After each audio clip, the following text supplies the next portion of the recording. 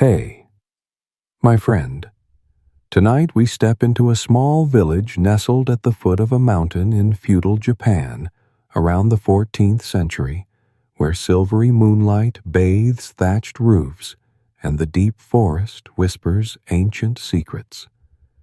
Picture yourself standing on a dirt path, the scent of pine and hearth smoke drifting by, the wind weaving through leaves like a lullaby. This isn't a samurai film with epic battles or a dazzling palace rife with intrigue. This is real life, full of sweat, superstition, and ordinary people living under the shadow of fear. Fear of Kitsune, the fox spirits believed to carry curses and magic. You won't survive the night, trust me, especially when the forest starts to whisper. So, before you get too cozy, take a moment to like the video and subscribe, but only if you truly enjoy what I'm doing here. Leave a comment, tell me where you're watching from and what time it is, or type the number 1 to say, this story intrigues you. Now, turn off the lights, maybe switch on a fan for a gentle hum, and let's embark on tonight's journey together. You're here, in a village whose name time has forgotten, but let's call it Forest's Edge Village, for it lies beneath towering pines, where moonlight rarely reaches. This village is home to a few dozen families, farmers, weavers, and a handful of dreamers who think they might escape a life of toil. Our protagonist is Aiko, a woman around 30, not a princess or mystical shrine maiden, but a mother, a wife, a survivor. Aiko isn't remarkable to the world. She can't read sutras, owns no fine silk, but she has something no one can steal: grit. Can you see her? Hair tied high with a cloth, coarse tunic smudged with dirt, calloused hands, but eyes sharp as a wakizashi blade. She's the heart of her family. Her husband, Hiroshi, a quiet blacksmith, and their 2 children, 12-year-old Kenta, mischievous but kind, and 7-year-old Hana, always clinging to her mother's skirt. Step into Aiko's world. Her home is a modest thatched hut, its packed earth floor hard, its roof of dried leaves rustling with each gust. A small hearth in one corner blackens the walls with smoke, and a single tatami mat, lined with straw and coarse cloth, serves as the family's bed. Can you see it? No spring mattresses or down blankets here. But to Aiko, this is her world. A place to laugh, cry, and keep her family safe. Are you still with me?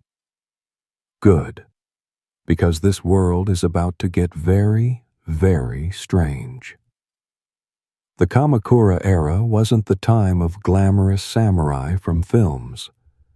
For people like Aiko, the greatest enemies weren't swords, but the unseen: hunger, disease, and whispers from the deep forest. Kitsune, fox spirits, aren't just bedtime tales to scare children. Villagers believe they're foxes with magic, able to shapeshift into humans, cast curses, or possess the weak-willed. Can you hear the wind? It whistles through the trees, as if recounting stories of Kitsune luring villagers astray or blighting crops. Aiko grew up with these tales. Her grandmother spoke of a hunter vanishing after seeing glowing eyes in the woods. Her mother warned of a woman driven mad by a Kitsune spell. But now, in 1350, things seem calm. The rice fields glow golden, the village market buzzes, and children play by the stream, tossing stones to see who throws farthest. Can you hear it? The trickle of water, the chirping birds. Aiko humming a folk song while weaving cloth. Imagine sitting with Aiko on her porch, watching the children scamper. She can't read sutras, but she understands the forest. She notices small signs. Last night's owl hoot lingered too long, or a flickering light in the woods no one can explain. The forest is saying something, she says, half joking, half serious. Want to know a secret? Kamakura-era people had no science or Google to fact-check. They relied on intuition, stories, and rituals to stay safe. Aiko is a master at reading these signs, not because she's wiser than others, but because she has to be. Living under the forest's shadow means always being vigilant, ready to face something nameless. But how? And against what? That's the question you and Aiko will explore together. Before we go further, think about your own life for a moment. Have you ever feared something intangible? A feeling, a rumor, a shadow at the window?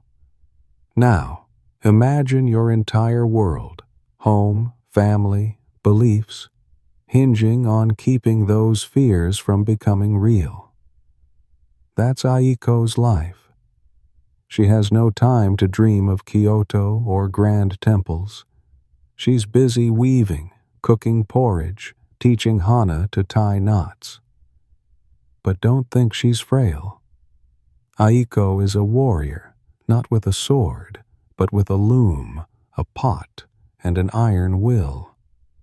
Can you see her checking the door? She hangs a paper talisman, inscribed with warding symbols, to protect her family. If the Kitsune come, she mutters, they won't get in. This village isn't just Aiko's home. It's a community where everyone knows each other's names, squabbles over stray chickens, and shares porridge in lean times. There's Sumi, the tofu seller at the market, Taro, the storyteller of ghosts, and young Yuki, always staring into the forest as if enchanted. Can you hear the laughter from the next house, the clang of Hiroshi's hammer forging a blade, the children shouting as they spot a small snake? This is life, simple, repetitive, yet steeped in mystery. Have you ever thought your own life might hold hidden secrets? Aiko knows it does, but she doesn't let fear win. Are you ready to step into her world? Because this story is about to get stranger, and you, yes, you're here to witness it all. You awaken under silvery moonlight, sitting on Aiko's porch, where the scent of hearth smoke mingles with pine from the nearby forest. The wind whistles through the trees, carrying whispers that feel like a story you're not ready to hear. Aiko kneels by her loom, hands deftly weaving cloth, but her eyes occasionally dart to the darkness beyond the door. Forest's edge. Village, peaceful by day, now lies in stillness, broken only by the hum of insects and a distant owl's hoot. Can you feel the night's chill, even with the hearth burning? Tonight, rumors of Kitsune, fox spirits, creep through every home like smoke through a crack. Do you have the courage to listen to those whispers with Aiko? Let your mind sink into the village's atmosphere. The villagers, weary from a day in the fields, don't sleep yet. Can you hear the murmurs from Sumi's house? She's telling her daughter of a hunter who vanished in the forest after meeting the glowing eyes of a Kitsune. Old Taro, the storyteller, sits by his hearth, his gravelly voice recounting a legend of a woman driven mad for refusing rice to a fox. "They're not beasts," he says. "They're messengers of the gods."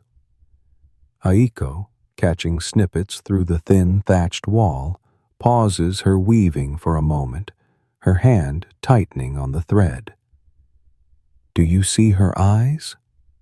Not fear, but vigilance, like someone who knows the dark always hides something. Have you ever heard a rumor you wanted to dismiss, yet it lingered?" Aiko feels that now. Step out to the village market, though it's now just empty stalls under the moon. Today, Yuki, the dreamy young girl, told Sumi she saw flickering lights in the forest last night. "It was a kitsune," Yuki whispered, her eyes alight, half fearful, half enchanted. Sumi waved it off, but you notice she double-checked the paper talisman on her door before bed. Aiko, hearing the story from Kenta as he ran back from the market, frowns. "Don't talk nonsense," she scolds, but you know she's not angry at him. She's angry at the unease spreading through the village. Want to know a curious detail? Kamakura-era people believed kitsune could shapeshift into humans, often beautiful women, to deceive men or punish the stingy. Aiko isn't convinced, but she hangs an extra talisman at the door, as her mother taught. Return to Aiko's house, where the hearth crackles. Hiroshi, her husband, sits nearby, sharpening a blade, silent. Can you hear the whetstone's rhythm? Steady, but sharp, like a heartbeat bracing for something. "Just children's tales," he says when Aiko mentions Yuki's rumor. But you see him glance at the door, as if ensuring the darkness holds nothing. Hana, the 7-year-old, clings to her mother's skirt, asking, "Are kitsune real, Mama?" Aiko smiles, stroking her hair. "They're only real if you fear them." Have you ever comforted someone to mask your own worry? Aiko does, and you see strength in how she holds Hana, as if shielding her from the entire forest. Feel the night's air. The owl's hoot draws closer, and a cold gust slips through the door, making the hearth flames flicker. Aiko rises, checks the paper talisman, and sprinkles salt around the threshold, a ritual her mother taught to ward off spirits. "Salt keeps them out," she mutters, half joking. Can you see it? She's not sure kitsune exist, but she takes no chances. Kenta, usually mischievous, is oddly quiet, eyes fixed on the window. "I saw a light in the forest," he whispers, and Aiko turns, quick as lightning. "Don't talk nonsense." But you know what she's thinking. Yuki's light, the owl, the rumors are weaving into an invisible fear. Have you ever felt a fear grow, despite trying to dismiss it?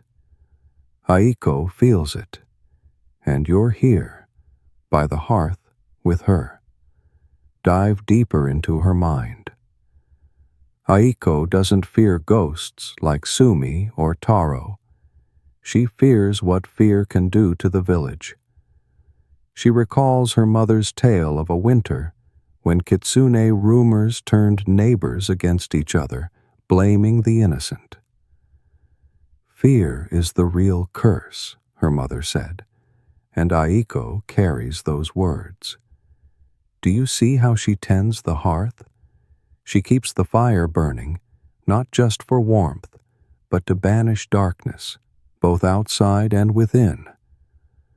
Have you ever kept something alight just to remind yourself you're stronger than fear. Aiko does, and you see her preparing for the days ahead. Stay here, under the moonlight. Do you see Aiko's eyes? Sharp, yet gentle, as if she knows you're here. Don't let the forest scare you, she says, her voice soft. Do you believe her?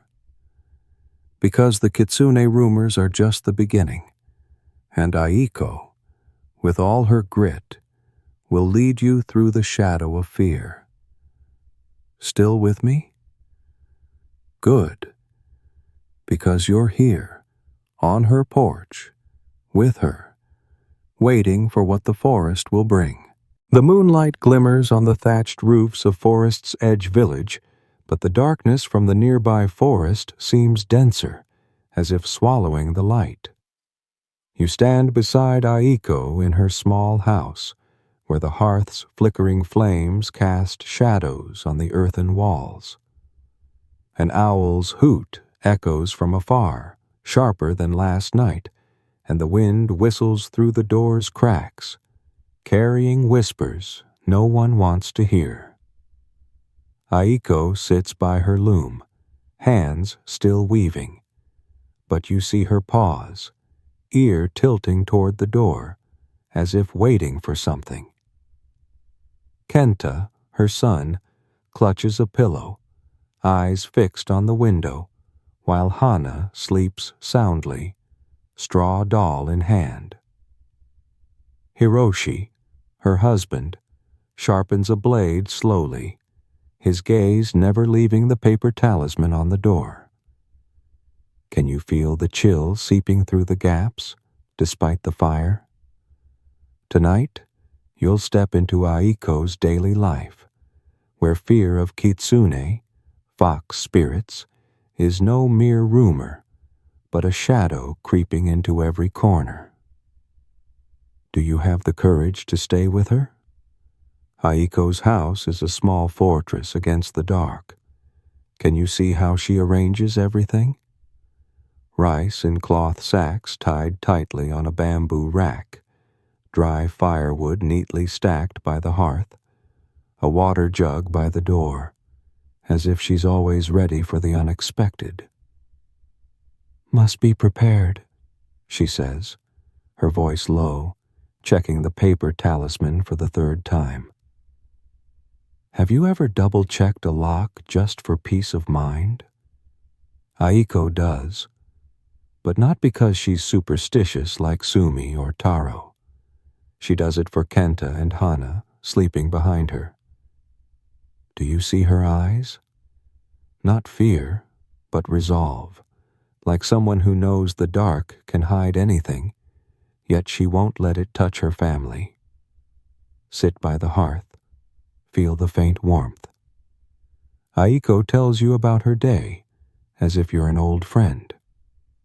This morning, she went to the rice fields, checking the ripening stalks, but found some wilted unnaturally. Not pests, she mutters, like a curse. Can you hear her voice? Calm, but you know she's thinking of Yuki's tale, the flickering light in the forest. The market was different today, too. Sumi sold tofu with a worried face, whispering to customers that her cat vanished last night. Kitsune took it, she said, and though Aiko waved it off, you see she checked the chicken coop more thoroughly when she got home. Have you ever had a rumor stick with you, despite trying to ignore it? Aiko feels it, and it keeps her alert. Picture walking with Aiko to the chicken coop behind the house. She holds a bamboo stick, tapping the ground lightly, as if warding something off. No eggs today, she says, her voice low. Can you see it? The chickens huddle, heads tucked under wings, unnaturally silent. Aiko sprinkles salt around the coop, a habit her mother taught. Salt keeps us safe, she says. but you know she's not certain. Hiroshi, from inside, calls, "Don't worry, it's just the wind." But you see him hang another talisman at the back door, as if the wind isn't his only concern. Want to know a curious detail? Kamakura-era people believed Kitsune feared salt and paper talismans, but could shapeshift into humans to deceive the trusting. Aiko doesn't believe in Kitsune, but she takes no risks.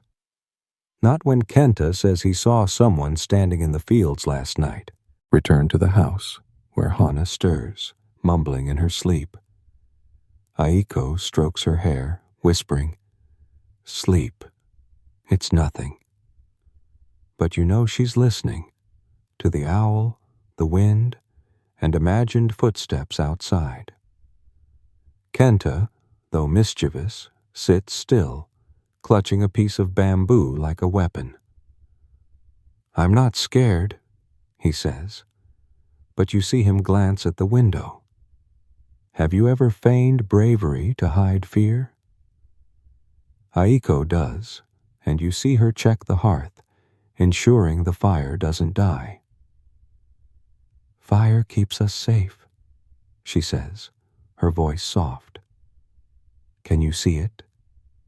She's not just keeping the fire. She's keeping her family, her faith, in a world full of shadows. Feel the night's air. The wind grows stronger, and a branch snaps somewhere in the forest, startling Kenta. Aiko doesn't turn. She keeps weaving, but you see her hand tighten on the thread. "Just the wind," she says. But you know she's thinking Yuki's light, Sumi's cat, wilted rice, silent chickens. The pieces are falling into place, and though Aiko tries to dismiss it, the fear of Kitsune is seeping into her, like smoke through a crack. Have you ever felt an intangible fear grow? Aiko is facing it, and you're here, by the hearth, with her. Do you want to continue? Because the rumors are spreading, and Aiko, with all her grit, is about to step into the darkness of fear. Still with me? Good, because you're here, in her small house, with her, waiting for the nameless. Under the hazy moonlight, you kneel beside Aiko in her yard, the damp earth's scent mingling with incense smoke from the nearby village shrine. The wind howls through the deep forest, carrying a chill that feels like a reminder. Darkness isn't just night, but a haven for unseen fears. Aiko holds Hana's hand, the girl clutching her straw doll, her wide eyes fixed on the forest, while Kenta walks close, trying to seem brave but gripping his bamboo shard tightly. Hiroshi, a small axe at his hip, follows behind, his gaze scanning the dirt path to the shrine.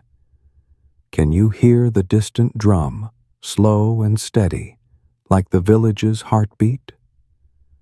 Tonight, Aiko leads her family to an exorcism ritual at the shrine, hoping to banish the fear of Kitsune, fox spirits, spreading like smoke through Forest's Edge village. Do you have the nerve to join her in this ritual? The path to the shrine winds through tall pines, their shadows stretching across the ground like long, gnarled fingers. Aiko walks ahead, her tunic fluttering, holding a bundle of incense, its smoke curling like mist. "The shrine will keep us safe," she says, her voice gentle but firm, as if convincing both you and Hana. Do you see her eyes? They don't tremble, but you know she's thinking of the rumors, Yuki's flickering light, Sumi's missing cat, wilted rice, silent chickens. She doesn't believe in Kitsune, but she believes in the ritual's power, not for gods, but for uniting the village. Have you ever joined a ritual just to feel less alone? Aiko is doing that, and you're walking with her. Draw near the shrine, where torchlight flickers on its weathered wooden roof. Villagers gather, faces smudged with sweat, eyes glinting with half fear, half hope. Sumi kneels near the altar, whispering prayers, clutching a talisman. Taro, the storyteller, stands by the priest, his deep voice recounting a kitsune banished with fire and salt. Akong, the youth, grips a stick, as if ready to fend off any fox that dares linger. Can you hear the drum? Steady, resonant, as if rousing both spirits and courage. The priest, a gaunt man named Miro, raises glowing incense, chanting sutras in a rising and falling cadence, as if speaking to the forest itself. Can you feel the air? It's heavy, not just with smoke, but with the village's shared dread. Kneel beside Aiko. Feel the cold earth under your knees.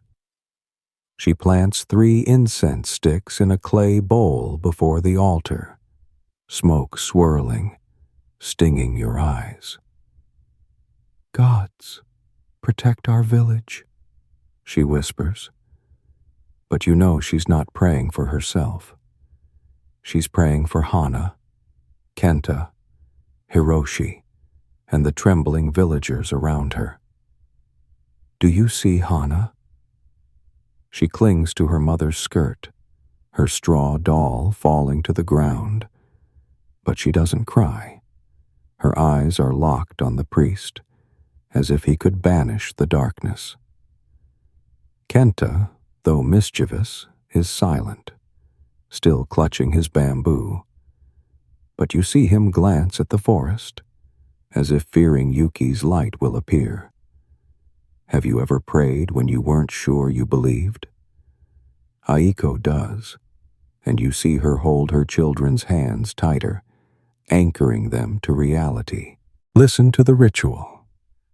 Miro scatters salt around the altar, chants, and rings a bronze bell, its sharp clang cutting through the wind. "Kitsune, stay out," he shouts, and the villagers echo, their voices shaky but growing stronger. Do you see Sumi? She sprinkles salt around herself as if it's armor. Taro murmurs, "Fire will drive them away." Aiko says nothing, but you know she's thinking, fire, salt, or sutras don't matter. Unity does. Want to know a curious detail? Kamakura-era people believed Kitsune feared bronze bells, as their sound woke Inari, the god guarding crops. Aiko isn't convinced, but she bows when the bell rings, as her mother taught. Stay here, amid incense smoke and torchlight. Do you see Aiko's eyes? Not those of a superstitious woman, but a mother guarding her home. She stands, pulling Hana and Kenta, and says to Hiroshi, "Let's go. Our fire must burn." Can you hear the resolve in her voice? The ritual may ward off Kitsune, but Aiko knows only she, Hiroshi, and their family can truly keep their home safe. Have you ever found strength within yourself when everything felt uncertain? Aiko does, and you're here in the ritual with her. Do you want to keep going? Because the ritual is just the start, and Aiko, with her steadfast heart, will lead you through the unseen fear. Still with me? Good, because you're here, under the torchlight, with her, waiting for what the forest will bring. The moonlight fades, leaving Forest's Edge village shrouded in thick darkness. the towering pines blocking even the stars. You stand beside Aiko on her porch, her breath forming faint wisps in the late-night chill. The owl's hoot grows sharper, like a warning from the deep forest, and the wind rattles the thatched roof, as if telling a tale no one dares hear. Aiko grips the paper talisman hung on the door, her eyes scanning the dark, where the hearth's faint glow spills weak streaks of light.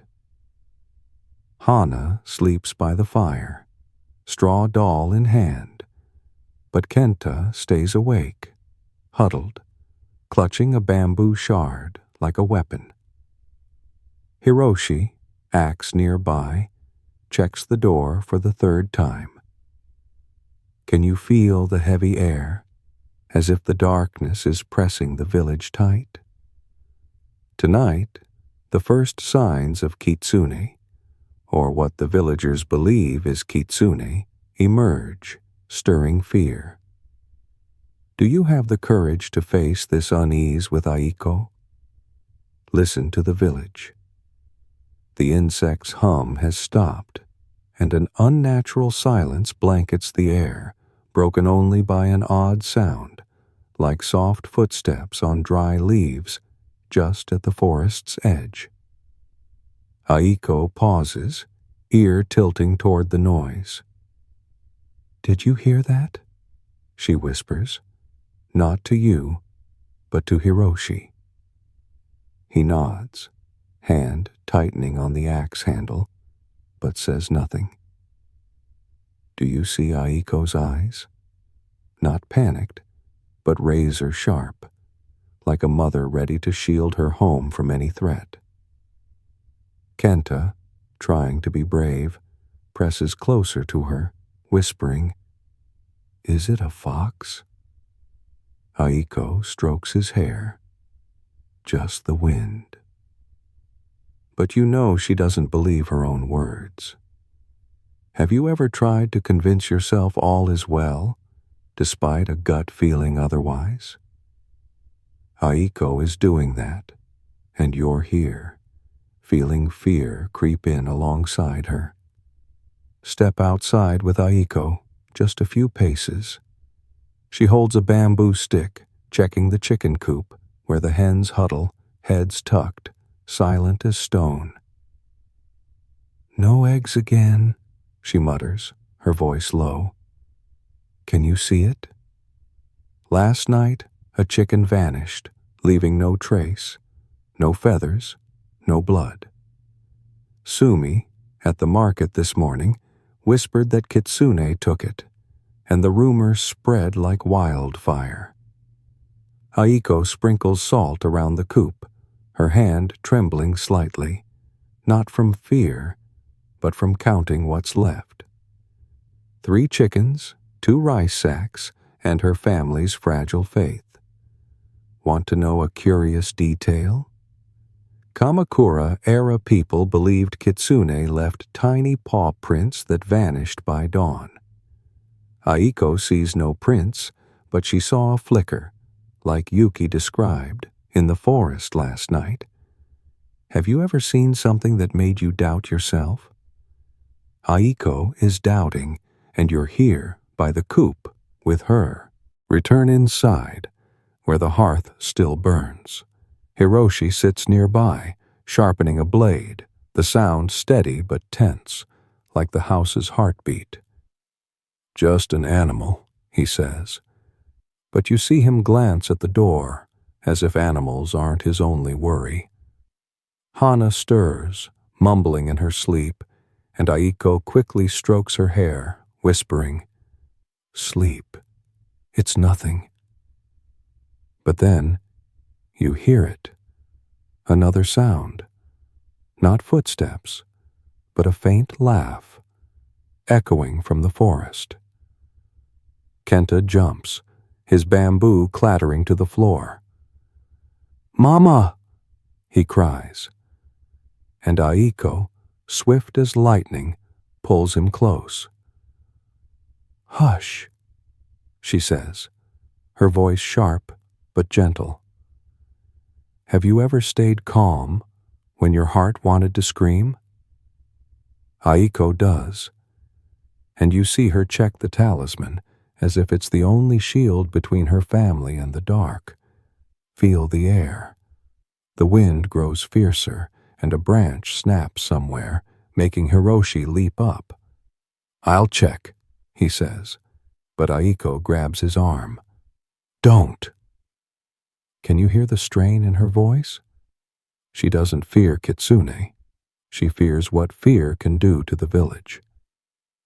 This morning, Taro told the market of a farmer who saw a strange woman in the fields, long-haired, eyes glowing, vanishing when called. Sumi whispered that Yuki, the dreamy girl, is possessed for staring into the forest. Aiko doesn't believe, but you know what she's thinking. If not Kitsune, then what? Have you ever faced a question you didn't want answered? Aiko is facing it, and you're here, by the hearth, with her. Look deeper into this moment. The villagers, though not here, are awake too. Can you imagine Sumi checking talismans, Taro muttering sutras, Yuki perhaps gazing at the forest, eyes bright with curiosity? Aiko doesn't join the ghost stories. She pulls Kenta and Hana closer, checks the fire, and says, "Sleep. Tomorrow we go to the fields." But you know she won't sleep. She's listening to the laugh, the owl, her own heart. Do you want to stay with her? Because the strange signs are mounting, and Aiko, with all her grit, is about to confront the unseen fear. Still with me? Good, because you're here, in her small house, with her, waiting for what the forest will bring.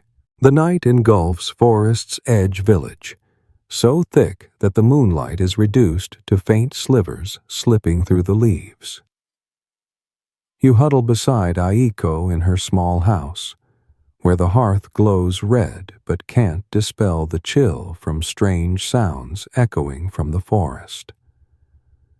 The owl's hoot is now sharp as a blade, mingling with rustling leaves, as if someone, or something, is moving out there.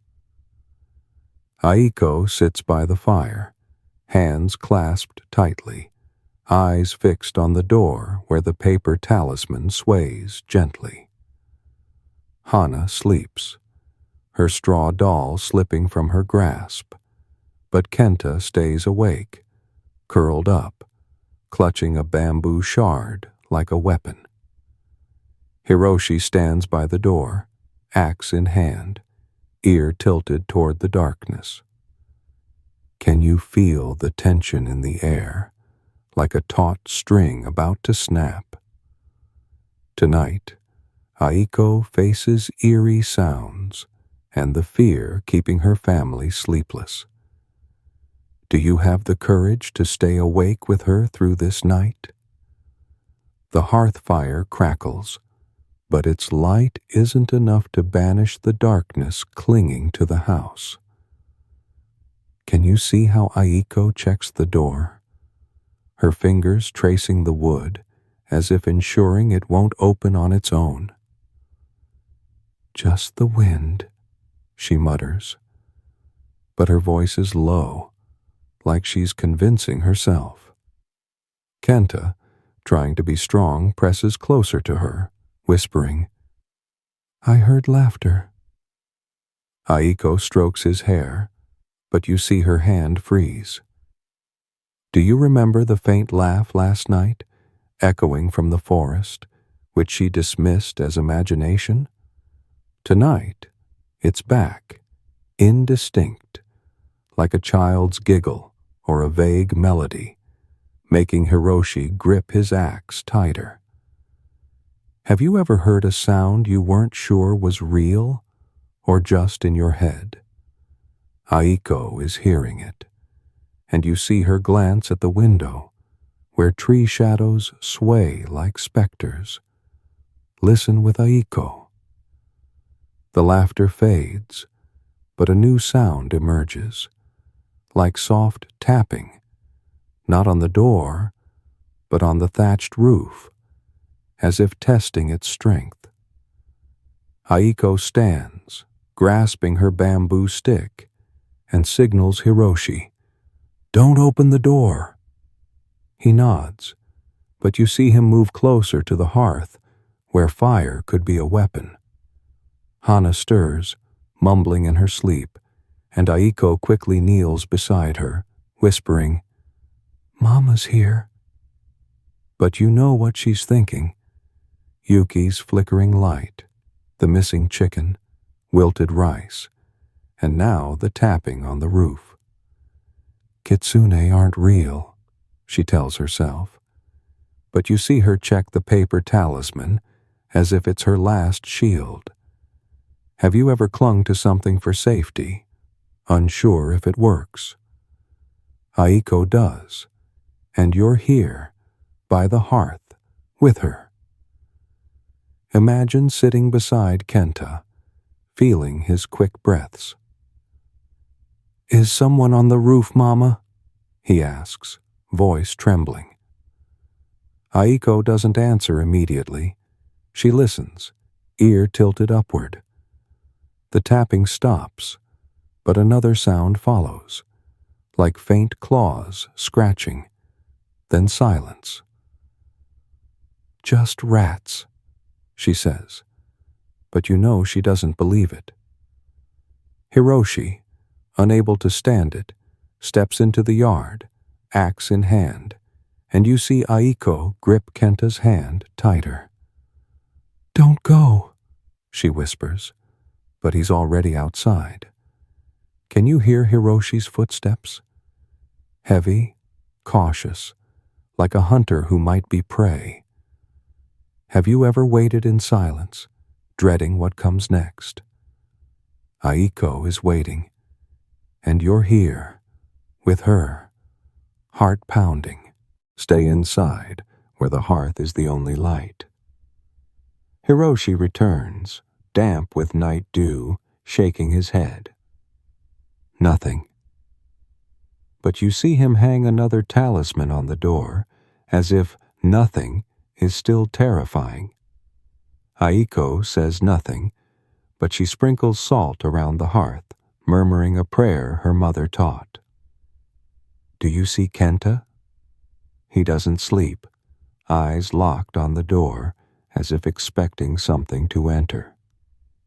Hana, though asleep, stirs, muttering, "Fox." Aiko quickly hugs her, singing a lullaby, her voice faintly trembling. Want to know a curious detail? Kamakura-era people believed Kitsune could enter through dreams, and lullabies protected children. Aiko sings, not because she believes, but because she won't risk it.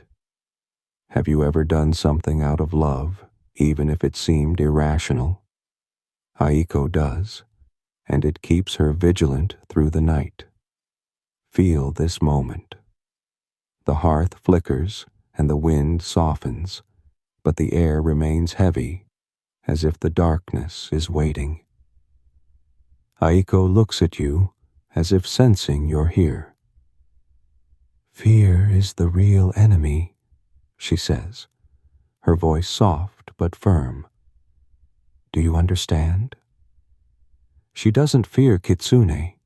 She fears what fear can do to her family, her village. Do you want to stay with her? Because these strange sounds are just the beginning, and Aiko, with all her grit, will lead you through this sleepless night. Still with me? Good, because you're here, by the hearth, with her, waiting for dawn. Dawn breaks, casting feeble rays through the sparse trees, illuminating Forest's Edge village, where the air still carries the heavy scent of damp earth and hearth smoke. You sit beside Aiko in her small house, eyes stinging from a sleepless night, ears still ringing with the tapping on the roof and faint laughter from the forest. The hearth burns red, but it can't dispel the chill of the Kitsune fear, fox spirits, gripping the village. Aiko kneels by the fire, warming a pot of rice porridge, her hands trembling slightly, not from fatigue, but from counting what remains. 3 chickens, 2 rice sacks, and her family's fragile faith. Hana sleeps, her straw doll fallen beside her, while Kenta, eyes red from lack of sleep, clutches his bamboo shard, unusually silent. Hiroshi, axe nearby, stares at the door as if the darkness still lurks. Can you feel the stifling silence, as if the village is holding its breath? Today, you'll join Aiko in tracing the source of the Kitsune rumors, distinguishing between curse and superstition. Are you alert enough to step into this mystery? Aiko stands, wiping her hands on her tunic, and pours porridge for Hana first, though the girl hasn't woken. "Eat, Kenta," she says, her voice gentle but firm, handing him a bowl. Can you see how she cares for her children, as if porridge is a shield against fear? Kenta eats slowly, eyes averted, and you know he's thinking of last night's tapping. Hiroshi, skipping food, sharpens his blade, the sound steady but tense, like the house's heartbeat.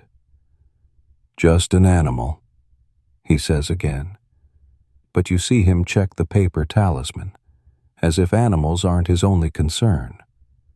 Aiko doesn't argue. She looks at the door, where daylight softens the darkness, but not the rumors. Have you ever sought reason for the unexplainable? Aiko is doing that, and you're here, by the hearth, with her.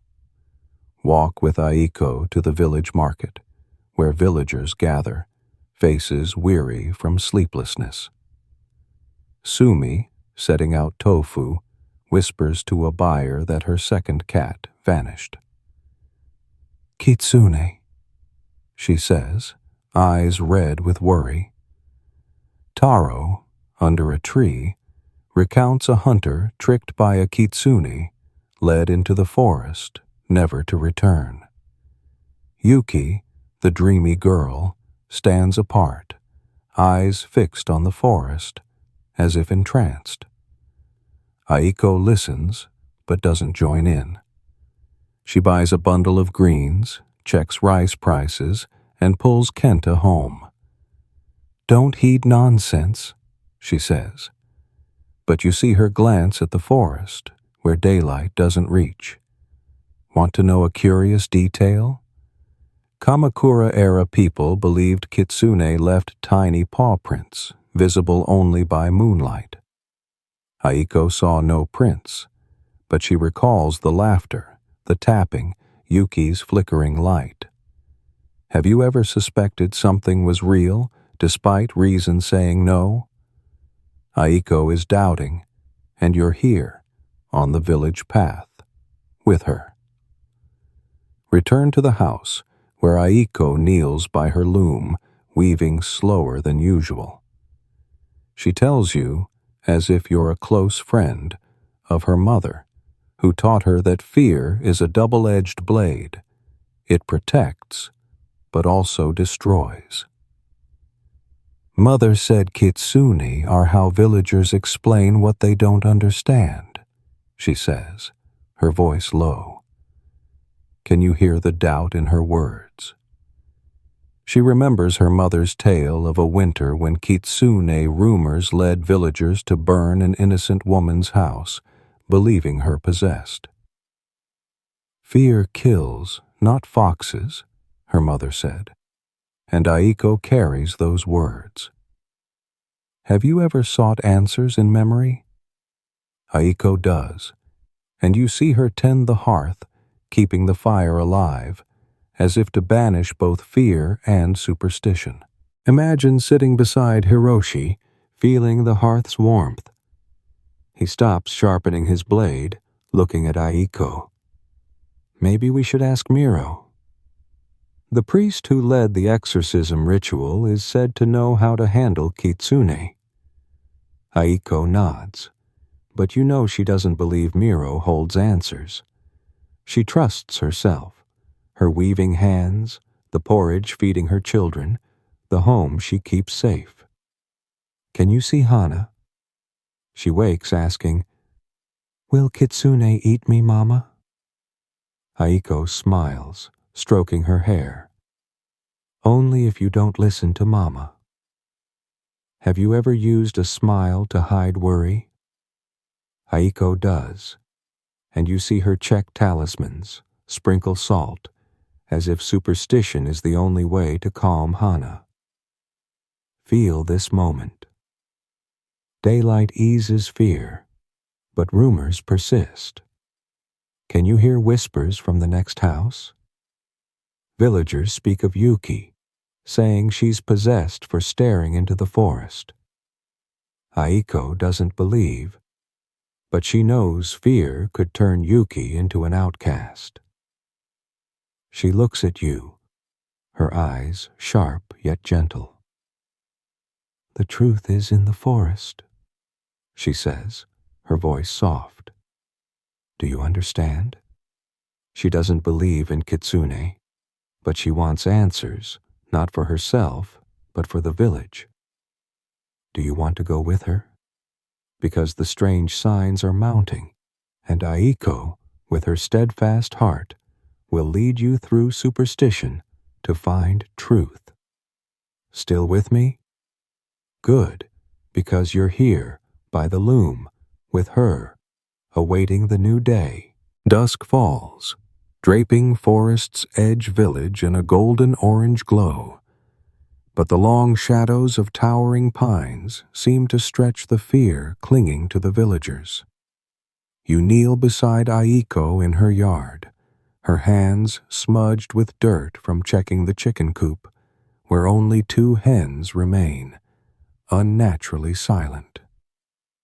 The wind howls through the forest, carrying a chill, and last night's owl hoots still echo in your mind, mingling with the tapping on the roof and faint laughter Aiko tries to dismiss. She stands tall, her tunic fluttering, eyes scanning the wilted rice fields, where strange signs, flickering lights, missing chickens, dying crops, are piling up. Hana clings to her mother's skirt, straw doll in hand, while Kenta, gripping his bamboo shard, stares at the forest with eyes half fearful, half curious. Hiroshi, axe at his hip, checks the house's stilts, as if wood could fend off the intangible. Can you feel the heavy air, as if the village is sinking into a waking nightmare? Tonight, the villagers spiral into panic over Kitsune fears, and Aiko strives to keep her family calm. Do you have the strength to stand firm with her? Step out to the village market, no longer bustling like yesterday. Do you see Sumi? She stands behind her tofu stall, hands trembling as she wraps a parcel, eyes red from sleeplessness. "Another cat gone?" she whispers to a buyer, voice quivering. Taro, under a tree, tells of a strange woman seen in the fields, vanishing when called. "Kitsune!" he declares, and the crowd murmurs, eyes darting to the forest. Yuki, the dreamy girl, stands apart, hair loose, gaze locked on the woods, as if mesmerized. Aiko, pulling Hana through the market, hears it all, but says nothing. "Don't mind them," she tells her daughter, but you see her hands tighten on the bamboo basket, as if suppressing something. Have you ever walked through a crowd and felt fear spread like a plague? Aiko feels it, and you're here, in the market, with her. Return to the house, where the hearth burns red, but its light can't banish the darkness creeping into minds. Aiko kneels by the fire, warming porridge, but you see her glance at the door, where the sunset makes the forest look like a black curtain. Kenta, sitting close, whispers, "Yuki's possessed, isn't she, Mama?" Aiko frowns, but doesn't scold. "Don't talk nonsense," she says, her voice gentle but sharp. "Can you see it?" She's not angry at him. She's angry at how fear is dividing the village. Hiroshi, pausing his blade sharpening, looks at his wife. "The villagers want to burn the forest." Aiko shakes her head. "Burn the forest? You burn the village." Can you hear the resolve in her voice? She doesn't believe in Kitsune, but she fears the villagers, in their panic, will do something irreversible. Have you ever seen a crowd lose control to fear?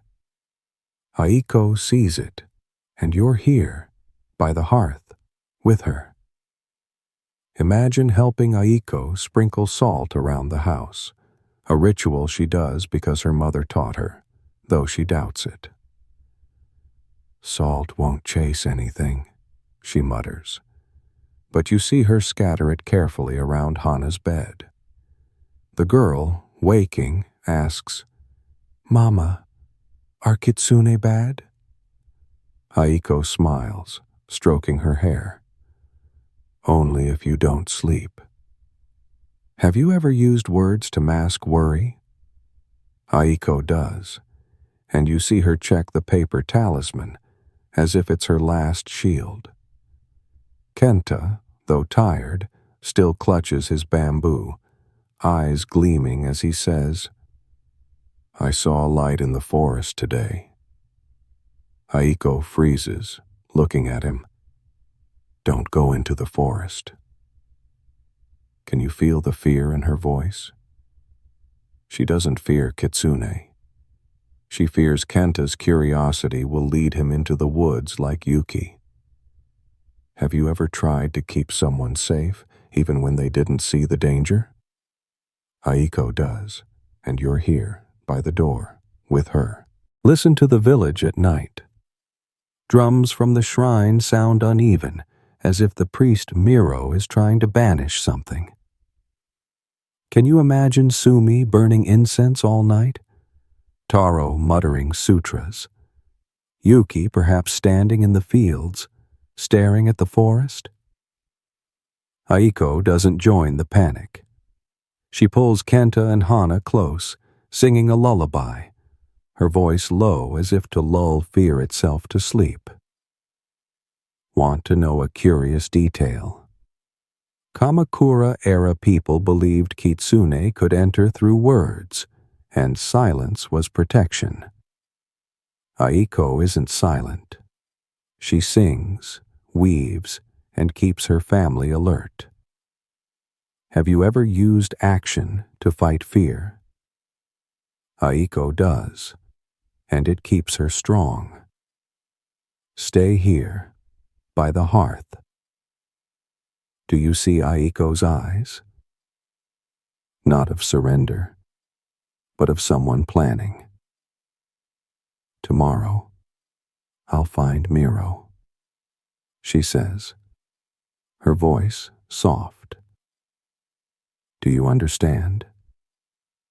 She doesn't believe the priest has answers, but she wants truth, to protect the village from itself. Do you want to go with her?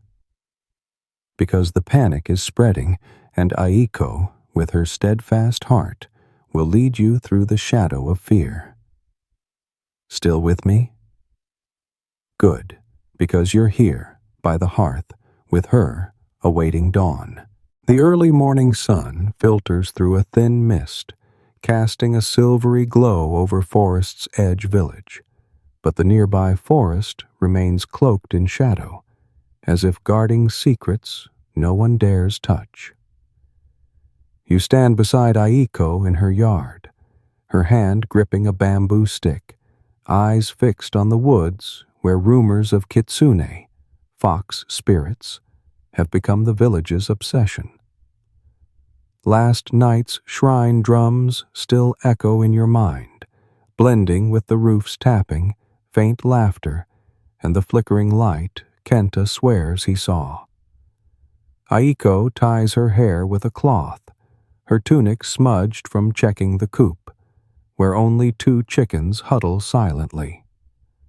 Hana clings to her mother's skirt, straw doll in hand, while Kenta, clutching his bamboo shard, looks at her with eyes both worried and trusting. Hiroshi, axe at his hip, stands by the door, nodding silently when Aiko says, "I must find Miro." Can you hear the tension in her voice, like a taut string about to snap? Today, you'll join Aiko into the forest to seek the priest, hoping to unravel the curse threatening the village. Do you have the courage to step into the darkness with her? Aiko doesn't wait for full daylight. She packs rice balls, tying them to her belt, and checks the paper talisman tucked in her sleeve. "Stay home, watch Hana," she tells Hiroshi, her voice sharp but soft. He nods, but you see his hand tighten on the axe handle as if longing to follow. Kenta, though forbidden, pleads, "Let me come, Mama." Aiko shakes her head, ruffling his hair. "You're the man at home." Do you see her eyes? Not fearful, but those of a mother who knows she must protect her family, even if it means entering the forest. Have you ever done something that made your heart tremble, yet did it for others? Aiko is doing that, and you're here, grasping a bamboo stick, ready to go with her. Follow Aiko along the narrow path into the forest. The ground is damp, roots jutting like obstacles, and the smell of rotting leaves mixes with pine resin. Can you hear the birds? Fewer than usual, as if the forest holds its breath. Aiko walks ahead, her stick tapping the earth, eyes scanning bushes for signs, tiny paw prints, a flicker of light, anything like Yuki saw. "Miro lives deep in the woods," she says, her voice low. Want to know a curious detail? Villagers believe Miro, a solitary priest, can speak to Inari and banish Kitsune. Aiko doesn't think he has magic, but she believes he knows something, perhaps the truth behind the flickering light. Have you ever sought answers, unsure if they'd bring peace? Aiko is doing that, and you're here, in the forest, with her. Feel the air. Faint light pierces the canopy, creating flickering patches of shadow and glow as if the forest plays hide and seek. Can you see how Aiko moves? Slow, cautious, but unflinching. A sound, like a snapping twig, rings out, and she stops, hand tightening on her stick. "Just a squirrel," she mutters, but you see her check the talisman in her sleeve. Can you hear your heartbeat? It's faster, mingling with rustling leaves and whistling wind. Aiko presses on, leading you across a small stream, its water gurgling but icy as you wade through. Have you ever felt you were entering a place you shouldn't? Aiko feels it, but she doesn't turn back. Not when Kenta, Hana, and the village await her. Picture yourself deep in the forest, where trees grow dense and light nearly vanishes. Aiko pauses before a small hut, its leaf-thatched roof leaking incense smoke. Miro, gaunt, silver-haired, sits by a wooden altar, eyes half closed, fingers on prayer beads. "Aiko," he says, not opening his eyes, as if he knew she'd come. "Can you feel the hut's air? Heavy with incense and decaying wood, like time has stopped."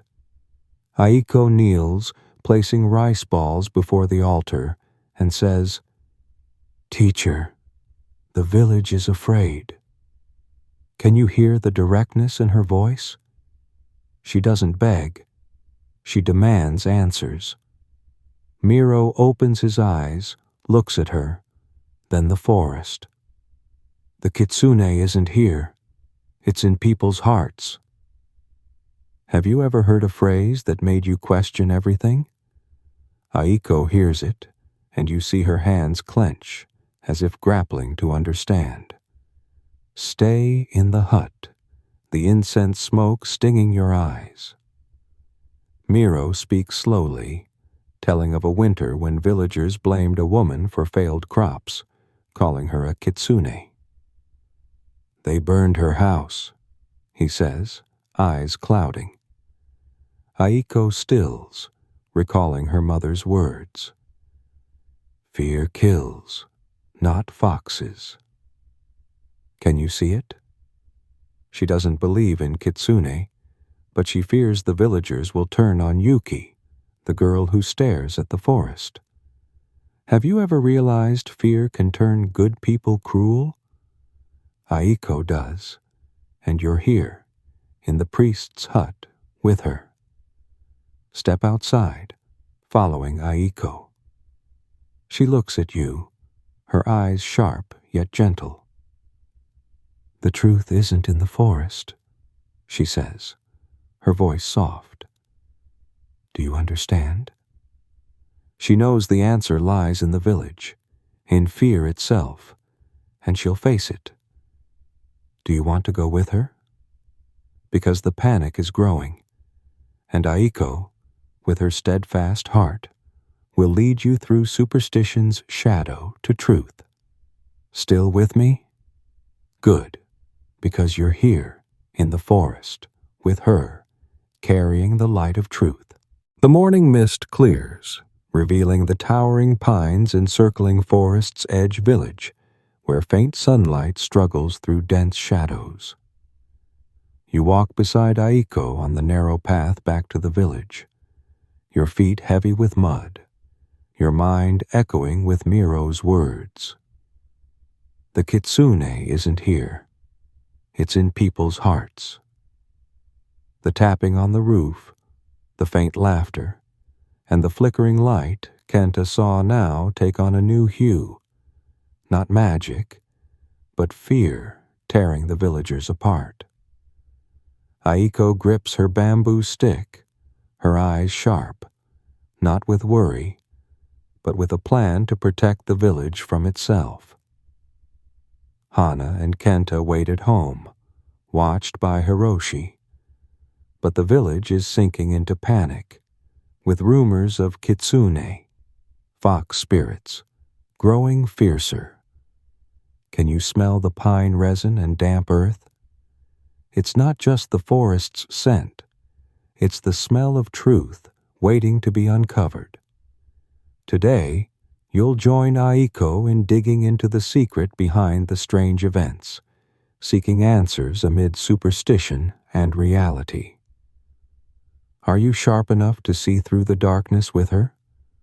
Return to the village, where the air is heavier than the mist. Do you see Sumi? She stands at her tofu stall, not selling, eyes red, whispering to Taro that a farmer saw a strange woman in the fields last night, long-haired, eyes glowing. "Kitsune," Taro declares, voice hoarse, and the crowd murmurs, glancing toward Yuki's house, the dreamy girl who stares at the forest. Aiko, pulling her bamboo basket through the market, hears it all, but doesn't pause. "Don't mind them," she tells Kenta, trailing behind. But you see her hands tighten on the basket, as if holding back anger. Have you ever passed through a crowd and felt them lost? Aiko feels it. And you're here, in the market, with her, watching fear turn into a fever. Sit by the hearth in Aiko's house, where she warms rice porridge, its faint aroma spreading. Hana, waking, hugs her straw doll, asking, "Mama, what did the priest say?" Aiko smiles, feeding her. "He said we're stronger than foxes." Can you see her smile? It doesn't reach her eyes, for she knows Miro's words, that Kitsune is fear in people's hearts, won't easily calm a panicked village. Kenta, nearby, recounts, "I saw the light again, Mama, last night." Hiroshi, sharpening his blade more slowly, looks at his wife. "Maybe it's a person." Aiko nods, but you know she's thinking, the light, missing chickens, wilted rice aren't random. Have you ever felt puzzle pieces starting to fit? Aiko does, and you're here, by the hearth, with her, piecing them together. Picture standing with Aiko in the fields, where rice wilts unnaturally. She kneels, touching the soil, muttering, "Not pests, not drought." Can you see it? The ground is damp, yet rice dies in patches, as if drained of life. Aiko looks to the forest, recalling Miro's words, and then, you see it, a small red cloth scrap, vivid, caught on a bush near the field. "Yuki's," she whispers, recognizing it from the girl's tunic. Want to know a curious detail? Kamakura-era people believed Kitsune left traces, cloth, fur, or light, as taunts.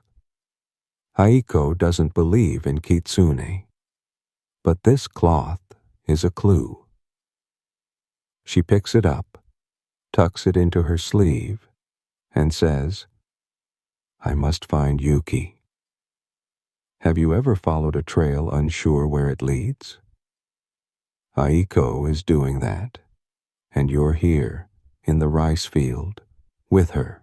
Follow Aiko to Yuki's house, a small hut at the village's edge. Yuki sits in the yard, hair loose, eyes locked on the forest, as if waiting for someone. "Yuki," Aiko calls, her voice gentle but firm. The girl startles, looking up. "Aiko, I saw the light. It calls me." Can you see Yuki's eyes? Not possessed, but entranced.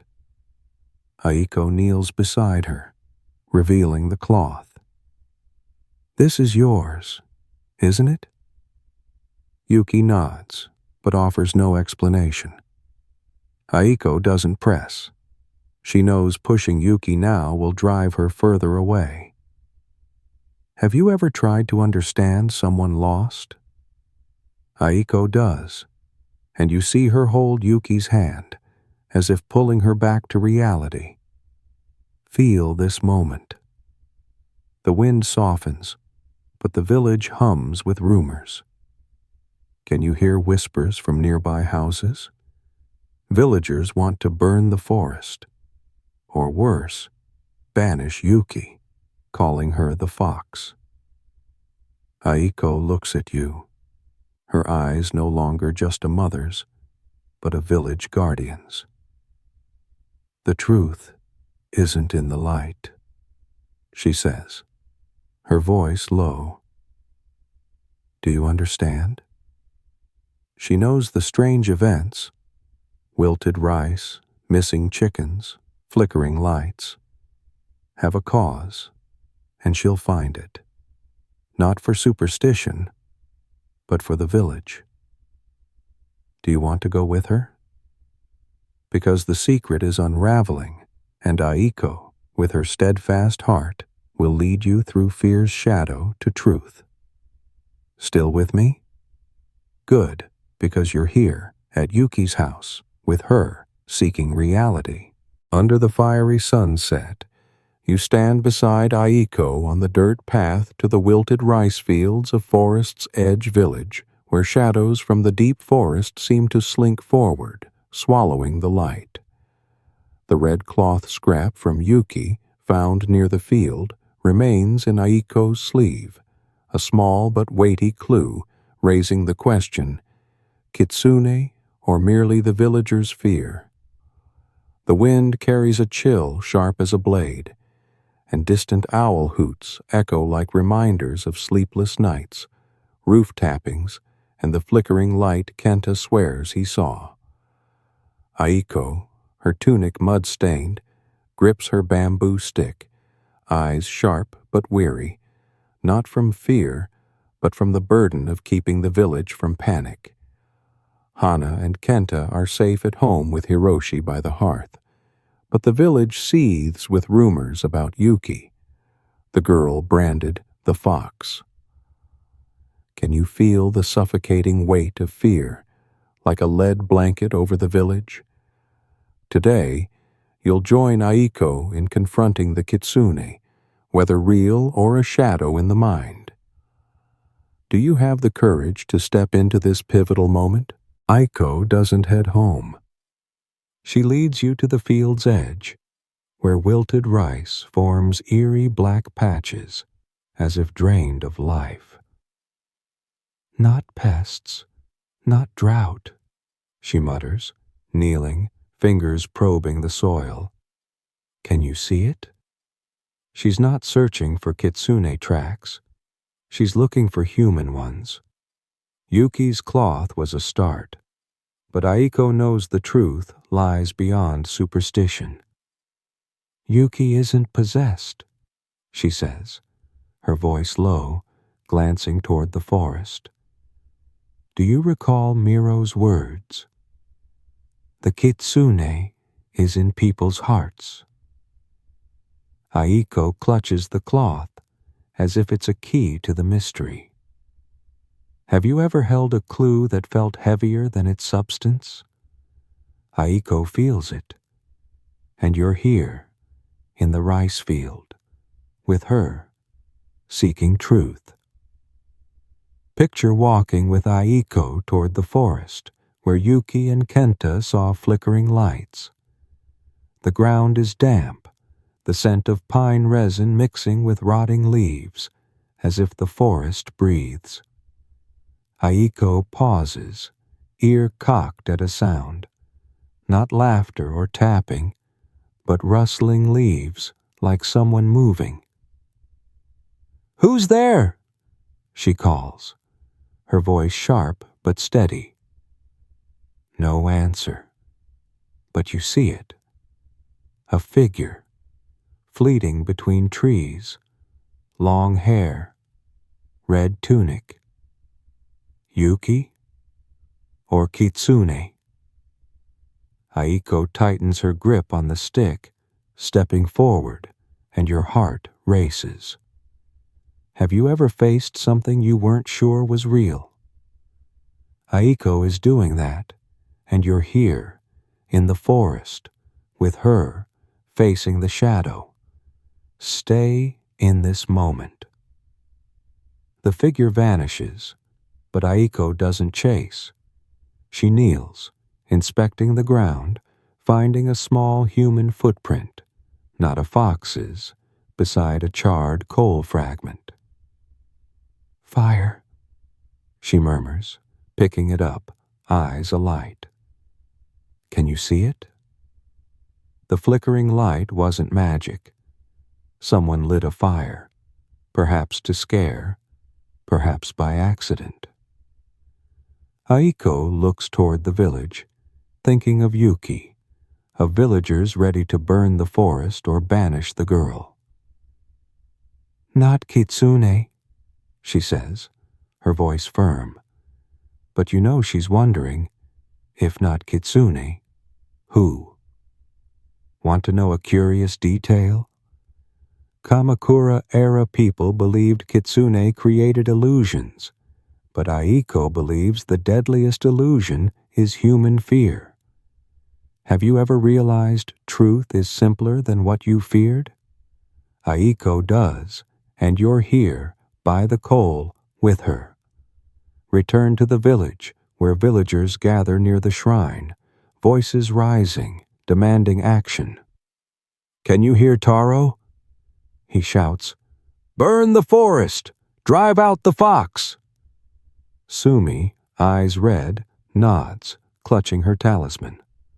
Yuki, standing apart, hair loose, gazes at the crowd with lost eyes.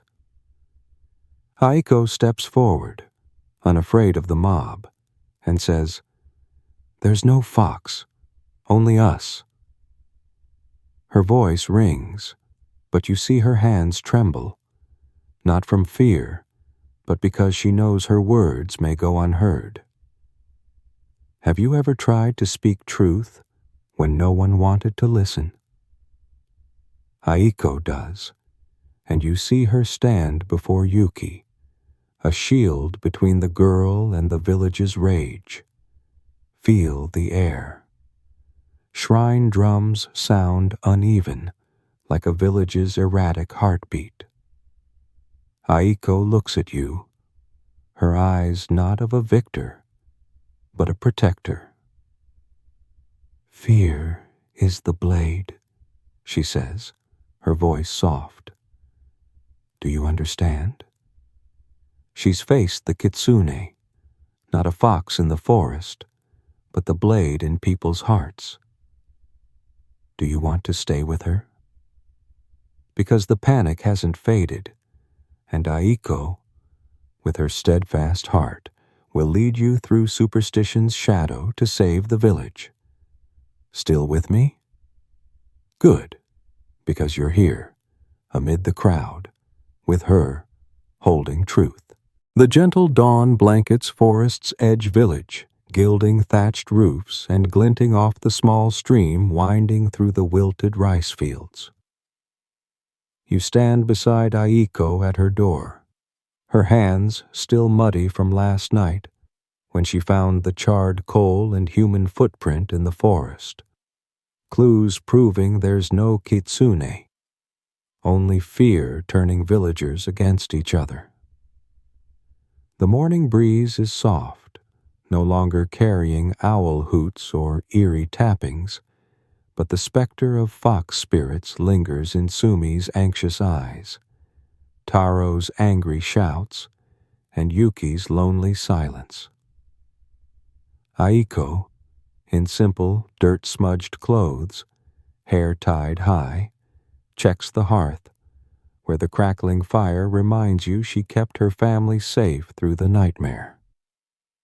Hana hugs her straw doll, playing by the fire, while Kenta, bamboo shard in hand, looks at his mother with newfound trust.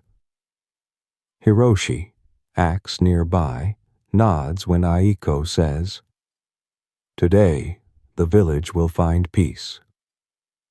Can you feel the fragile stillness, like a village reviving? Today, you'll join Aiko in witnessing the dawn after the nightmare, where she not only saves the village, but changes it forever. Are you ready to step into the light with her? Enter Aiko's house, where the faint aroma of rice porridge wafts, warm but bland, a reminder of hard days.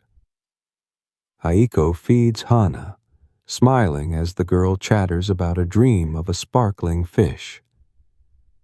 "Fish are better than foxes," she teases. But you see her eyes brighter, as if the coal and footprint lifted a weight from her shoulders. Kenta, eating slowly, asks, "Mama, there's no real Kitsune, right?" Aiko looks at him, pausing, then says, "Only what we let become real." Can you hear the wisdom in her words? She doesn't deny Kenta's fear. She teaches him to face it. Hiroshi, sitting nearby, stops sharpening his blade, nodding. "Your mother's right." Have you ever seen someone grow up before your eyes? Kenta is growing, and you're here, by the hearth, witnessing it. Step out to the village market, where villagers gather, but the panicked whispers have eased. "Do you see Sumi?" She sets out tofu, her voice lighter, telling of a cat returning this morning, as if merely lost. Taro, though still spinning ghost tales, skips Kitsune, speaking of Inari guarding crops. Aiko, carrying her bamboo basket, passes through, pausing when she sees Yuki alone, hair loose, eyes downcast. "Yuki," she calls, kneeling beside the girl, offering the red cloth. "You're not a fox." Yuki looks up, eyes teary, and nods. Can you see Aiko's gaze? Not judging, but gentle, pulling Yuki back to the village. Have you ever helped someone reclaim their place? Aiko does, and you're here, in the market, with her, mending a community. Feel the air. Birds sing again, and the shrine's incense smells light, no longer heavy like the exorcism night. Aiko doesn't pause to bask in pride. She returns home, checking the coop, 2 chickens laying again, as if fear has faded. "Surviving is work," she tells Kenta, teaching him to fix the coop's stilts. Can you hear Hana's laughter? She runs in the yard, straw doll in hand, as if untouched by tappings or lights. Hiroshi, tying fresh bamboo, looks at his wife with a rare smile. She's stronger than gods. Have you ever seen someone change their world just by being themselves? Aiko does, and you're here, by the coop, with her, seeing the village revive. Dive deeper into this moment. Villagers, though silent, feel the shift. Sumi shares tofu with neighbors. Taro talks of next season's rice, and Yuki, quietly, helps Sumi at the market. Aiko seeks no thanks. She tends the hearth, weaves cloth, and hugs Hana when she runs into her arms. Want to know a curious detail? Kamakura-era people believed a village overcoming fear was blessed by Inari with bountiful harvests. Aiko doesn't believe in gods, but she believes in the village, in Yuki, in Kenta. Have you ever believed in something bigger than yourself? Aiko does, and it makes her stronger than fear. Picture sitting with Aiko on her porch, watching dusk fade. She tells you, like a close friend, of her mother, who said, "Fear is a blade, but love is a shield." Aiko wielded that shield, not just for her family, but for the village. Can you see it? She no longer checks talismans nightly, but still sprinkles salt, as her mother taught. Have you ever kept a habit because it reminds you of someone? Aiko does, And you're here, under the moonlight, with her, feeling fragile peace. Stay here, on the porch.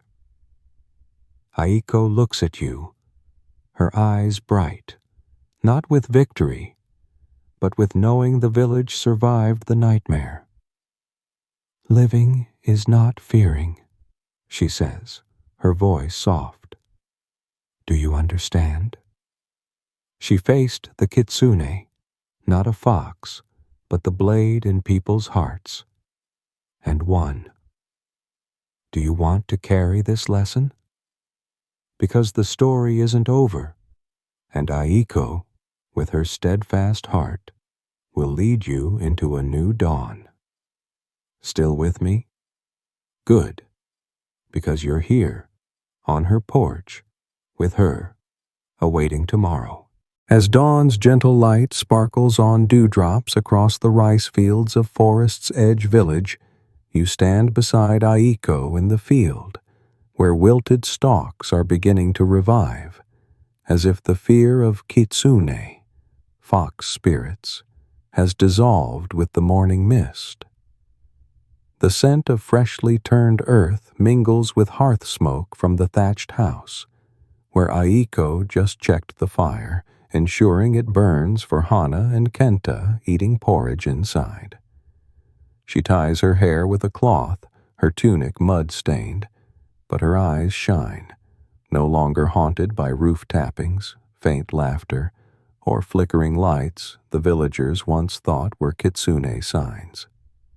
Yuki, once branded the fox, now helps Sumi at the market, and the villagers' laughter rings again, soft but genuine. Can you feel the fragile serenity, like a village awakening from a nightmare? Today, you'll join Aiko in passing on the lesson from fear, not just to her children, but to the community, so they'll never let fear divide them again. Are you ready to learn with her? Step into Aiko's yard, where she teaches Hana to tie straw for the chicken coop. Pull tight, but don't break it, she says, her voice gentle, guiding the girl's hands. Hana, straw doll in hand, giggles as straw falls on her tunic. Can you see Aiko's smile? It's not just a mother's joy, but faith that Hana will grow up unafraid of the forest's shadows.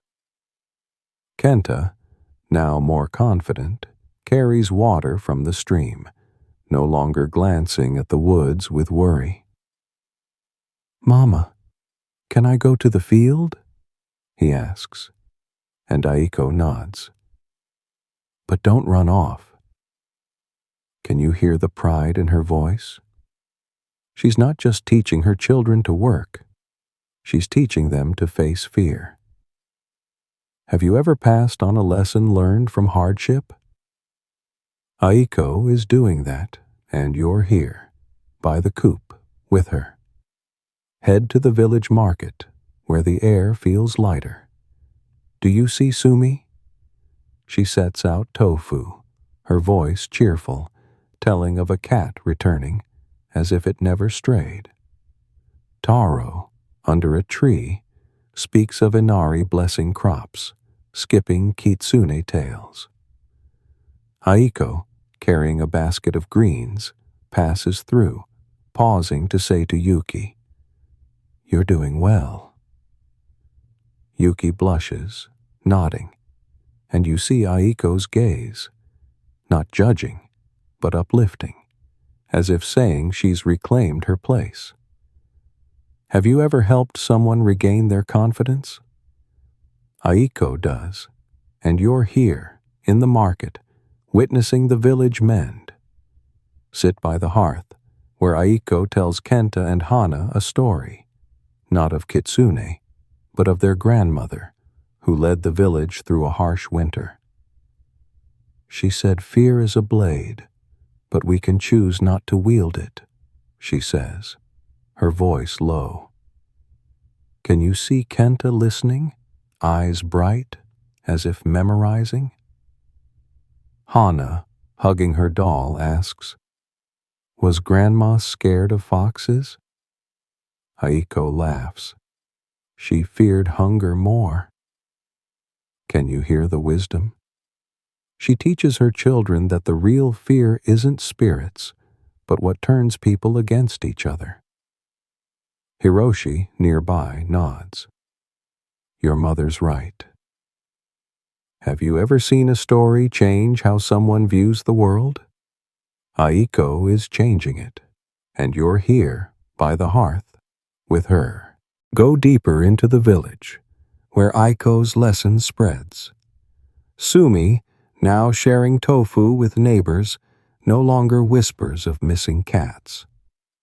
Taro talks of sprouting rice, as if to forget the panicked days. Aiko doesn't shout her triumph. Her actions, standing up for Yuki, finding the coal, debunking Kitsune, reshaped the village. Want to know a curious detail? Kamakura-era people believed a village overcoming trials was blessed by Inari, but Aiko believes the blessing is the people, Yuki, Kenta, Sumi. Have you ever seen a community's strength when it chooses love over fear? Aiko sees it, and you're here, in the field, with her, feeling the shift. Stand with Aiko, gazing at the rice field. She points to new sprouts.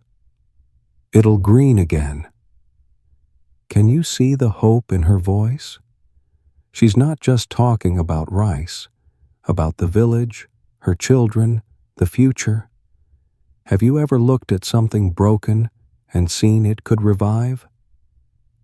Aiko does, and she passes that lesson to Kenta, teaching him to sow seeds, and to Hana, teaching her to trust. Do you want to carry this lesson?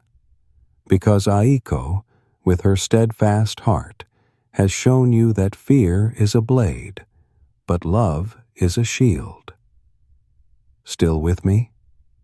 Good, because you're here, by the field, with her, sowing tomorrow's seeds.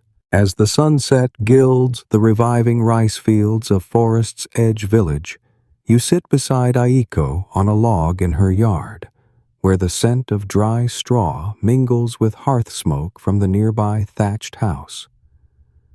The fields, once wilted under the shadow of Kitsune fear, now shimmer with new green sprouts, proof the village has overcome its nightmare. Aiko, tunic mud-stained, holds a bundle of straw, teaching Hana to tie the chicken coop, her eyes no longer strained by roof tappings or the flickering lights Kenta once saw. Hana giggles, straw doll in hand, while Kenta, now bolder, carries water from the stream, no longer glancing warily at the forest. Hiroshi, axe nearby, checks the house stilts, smiling as his wife tells stories to their children. Can you feel the newfound peace, like a village rediscovering its breath? Today, you'll join Aiko in reflecting on her legacy. Not gold or fame, but a lesson of resilience and love that transformed a community. Are you ready to remember this legacy?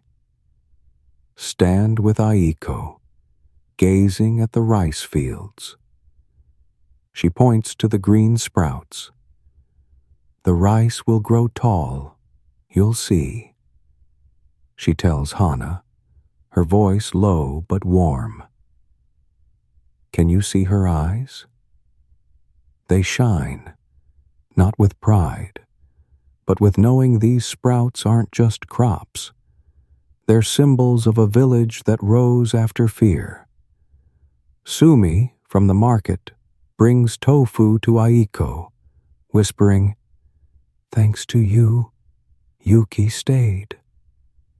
Yuki, once called the fox, now laughs at the market, as if never shunned. Taro, under a tree, tells of bountiful harvests, no longer mentioning Kitsune. Have you ever seen one person change a community just by being themselves? Aiko did, and you're here, in the field, witnessing her legacy.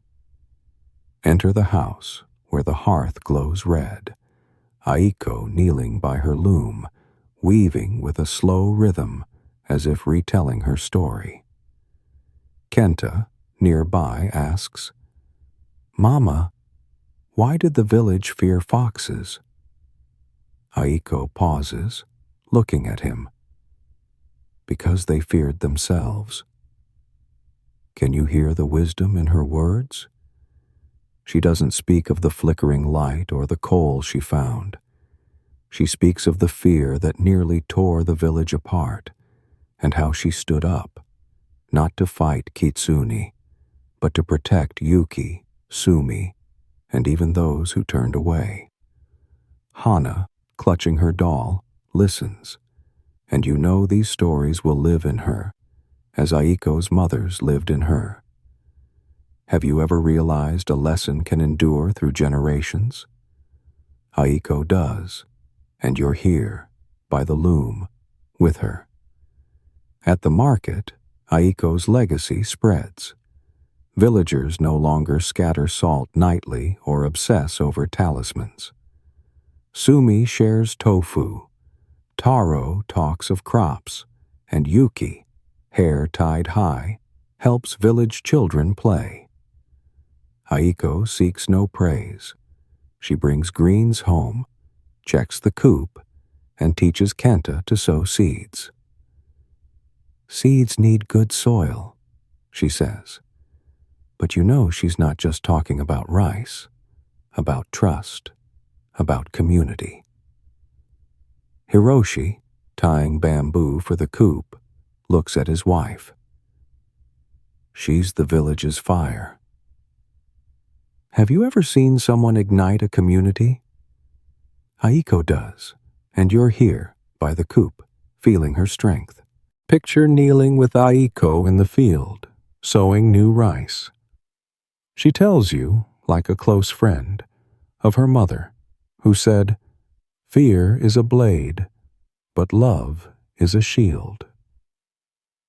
Aiko wielded that shield, not just for Kenta and Hana, but for the village, standing for Yuki, debunking Kitsune, guiding the villagers through panic.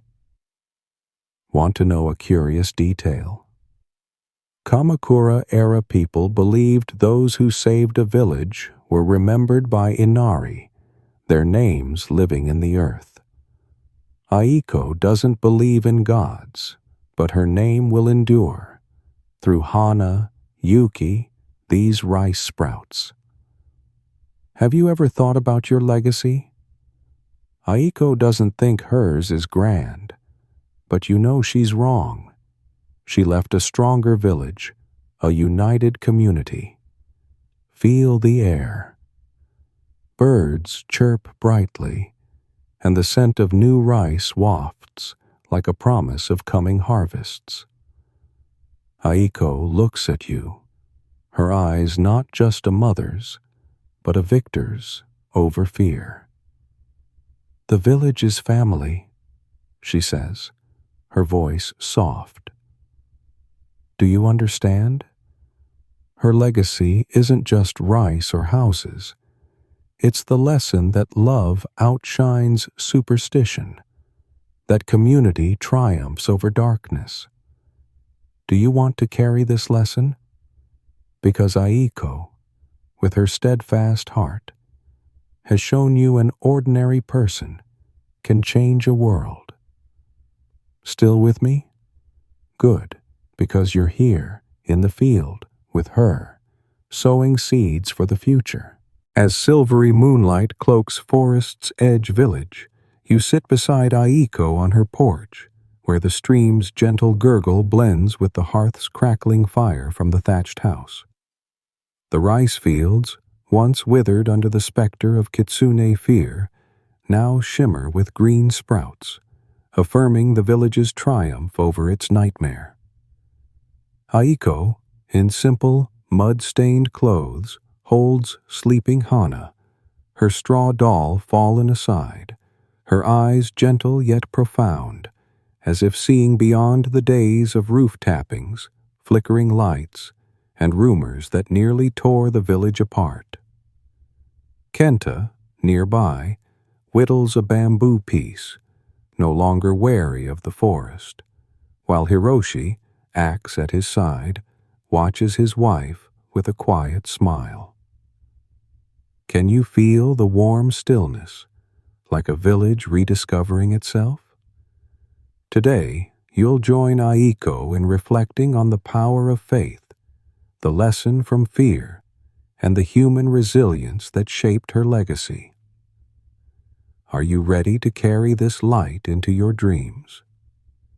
Let your mind drift over the village. Firelight from neighboring homes twinkles, like earthly stars igniting hope after sleepless nights. Sumi, now sharing tofu with neighbors, no longer whispers of missing cats. Taro tells of bountiful harvests, forgetting the panicked days of Kitsune tales. Yuki, once branded the fox, laughs brightly at the market, as if never shunned. Aiko, seeking no thanks, sowed new rice, taught Kenta to dig channels, and shielded Yuki with quiet courage.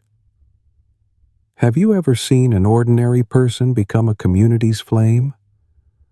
Aiko is that flame, and you've walked with her every step, from the exorcism ritual, through the deep forest, to the reviving rice fields. By the hearth, Aiko speaks to you, like a dear friend, of the village's journey. Fear is a blade, she says, her voice low, echoing her mother. But faith is a shield. Do you remember when she found the coal and human footprint, debunking Kitsune, not to prove herself right, but to save the village from self-destruction? You saw her stand before the mob, defend Yuki, and guide the villagers through panic by sowing seeds, weaving cloth, and keeping the fire alive. Can you see it? Aiko didn't fight a fox. She fought the fear in people's hearts, winning with love for Kenta, Hana, and even those who doubted her. Have you ever realized faith can outshine magic? Aiko did, and you're here, by the hearth, feeling that lesson.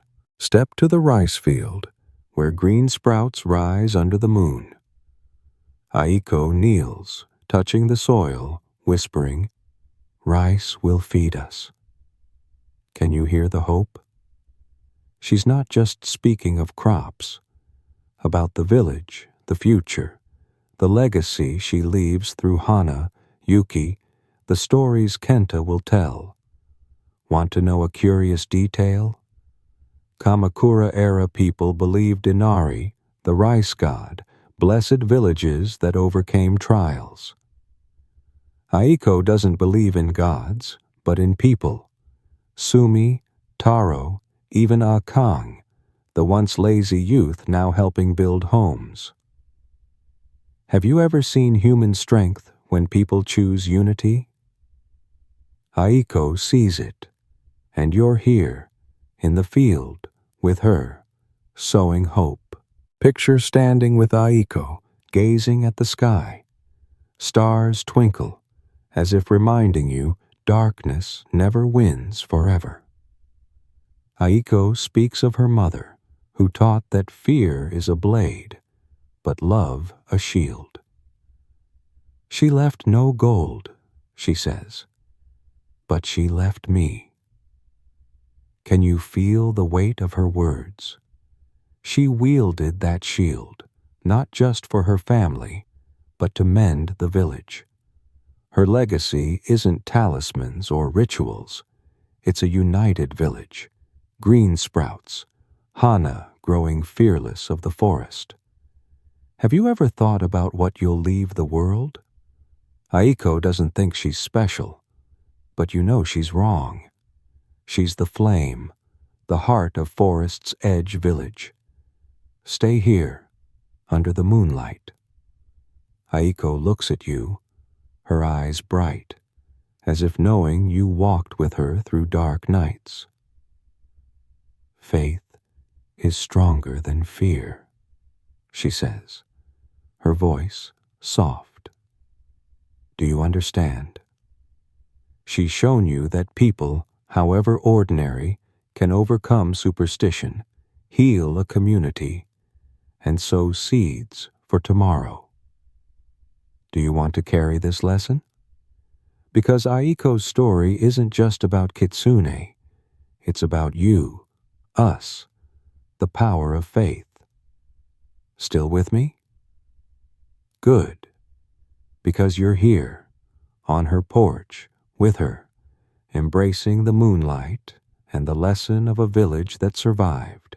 As the moon's gentle glow bathes Forest's Edge Village, you sit beside Aiko on her porch, where the soft wind through the thatched roof mingles with the hearth's crackling fire from the small house. The rice fields beyond, once withered under the specter of Kitsune fear, now brim with green sprouts, a promise that the village has overcome its nightmare. Aiko, in simple clothes, cradles sleeping Hana, her straw doll fallen aside, her eyes shimmering as if reflecting the stars. Kenta, whittling a bamboo fish, smiles at his mother's story, while Hiroshi, axe nearby, gazes at his wife with quiet pride. The owl hoots, flickering lights, and Kitsune rumors have faded, replaced by Sumi's laughter, Taro's harvest tales, and Yuki's radiant smile. Can you feel the warm serenity, like a village rediscovering its light after darkness? Today, you'll join Aiko in summing up the journey through fear, reflecting on her legacy, and receiving a goodnight wish from a reborn community. Are you ready to close this story and carry its lesson forward? Look back on the journey with Aiko. Do you remember when the first night's wind carried Kitsune rumors, when she checked talismans with eyes sharp as blades? You saw her wade through the village's fear, from the shrine's exorcism ritual, through the deep forest to Miro, to the rice field where she found coal and a human footprint, debunking superstition.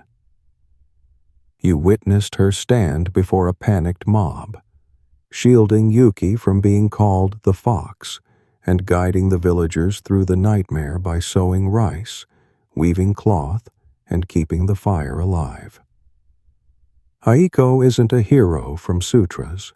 She's a mother, a wife, a survivor, the flame of Forest's Edge Village. Have you ever seen an ordinary person's strength when they choose love over fear? Aiko is proof, and you've walked with her through every hoe stroke, every smile, every sleepless night. The village is now a new canvas. Firelight from neighboring homes twinkles, like candles igniting hope. Sumi shares tofu, Taro speaks of rice, and Yuki, once shunned, laughs with children at the market. Aiko, seeking no glory, sowed seeds, taught Kenta to face fear, and showed Hana that love outshines superstition. She turned fear, roof tappings, flickering lights, Kitsune rumors, into a strength uniting the village. Can you see it? Her legacy isn't just green sprouts or a sturdy house. It's a united village, Yuki's reclaimed place, Kenta growing with courage. Have you ever seen someone quietly transform a community? Aiko did, and you're here, on her porch, feeling her strength. Reflect on this story's lesson. Aiko taught you that fear is a sharp, dangerous blade, but faith and love are a stronger shield, outshining even Kitsune magic.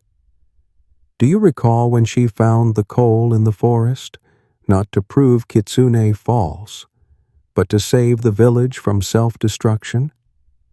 You saw her sing lullabies to Hana through dark nights, stand for Yuki against an angry crowd, and sow rice when the village trembled. Want to know a curious detail? Kamakura-era people believed Inari, the rice god, blessed villages that overcame trials. Aiko doesn't believe in gods, but in people. Sumi, Yuki, Akong, Kenta, who chose to rise with her. Have you ever realized faith in each other can outshine deities? Aiko did, and you've seen her turn fear into light. Stay here, under the moonlight, feeling the hearth's warmth and the gentle breeze. Aiko looks at you, her eyes not just a mother's, but those of one who led a village through darkness. Living is choosing faith, she says, her voice soft as the wind. Do you understand? She's shown you that ordinary people can conquer superstition, heal divisions, and sow tomorrow's seeds. Her legacy will endure through Hana, Yuki, the rice sprouts, and the story you carry. What will you take from this journey? Aiko's courage, her love, or the lesson that a village is stronger when it chooses love over fear? Have you ever thought about your own strength facing darkness? Aiko has, and she's shown you the light. Close your eyes. Let the streams murmur, the fires crackle, and the breeze lull you. You've seen a village survive, a woman lead, and a community reclaim itself. Good night, my friend. This story closes, but Aiko's light, her flame of faith, love, and resilience will stay with you, like moonlight on the rice fields.